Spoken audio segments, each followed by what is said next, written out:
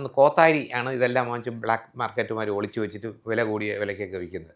അപ്പം പുള്ളി പറയും, നമുക്കേ ഈ എൻ്റെ അന്ന് പേര് സുധീർ കുമാറാണ്. സുധീർ കുമാറേ, ഇതൊരു നസീർ സാറോട് ഡയലോഗ് പറഞ്ഞൊരു സീനാണ്. ഇതിനകത്ത് 100 അടി ഫിലിമേ ഉള്ളൂ. 9 മണിക്ക് ഇത് തീരും. തീർന്ന് കഴിഞ്ഞാൽ ഫിലിമും കിട്ടാനില്ല, ഒന്നുമില്ല. അതുകൊണ്ട് മോനെ ഡയലോഗ് ഒന്ന് കാണാതെ പിടിച്ചേക്കണം. അന്ന് ഡയറക്റ്റ് റെക്കോർഡിങ് കൂടെയാണ്.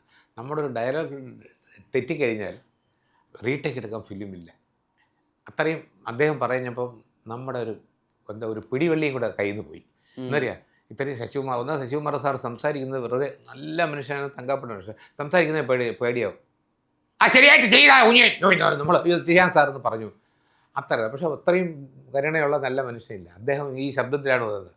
അതുകൊണ്ട് തെറ്റിക്കരുത് എന്നൊക്കെ പറയുമ്പോൾ ഈ ഡയലോഗ് കാണാതെ പഠിച്ചതിൻ്റെ പകുതി കയ്യിൽ നിന്ന് പോയി. ഞാൻ സാർ എടുക്കാം സാർ, നമ്മളകത്തുനിന്ന് ദൈവത്തിനൊക്കെ പറയുമ്പോൾ ശരിയാവണേ എന്ന്. ഇപ്പം അങ്ങനെയല്ലല്ലോ.